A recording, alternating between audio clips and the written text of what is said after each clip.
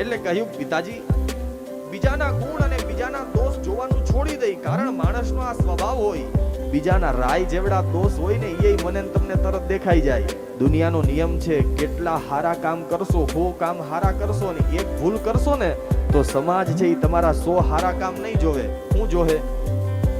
ક્યાં ભૂલ થઈને ઈ જ જોવે.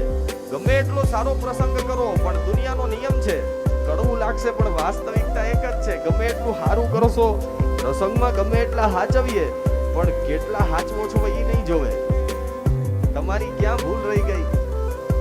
અને મેં કીધું એમ, ઘઉંની થાળી ભરી હોય તો આપણને કાકરા જ દેખાય, નજર જ આપણા બધાની એવી થઈ ગઈ. પિતાજી બીજાના દોષ જોવાનું છોડી દઈ અને હવે તમારી અંદર કેટલા દોષ છે, આપણી અંદર કેટલા અવગુણ છે એને જોતા શીખો. અને છેલ્લે કહ્યું સેવા કથા રસમહો નિતરા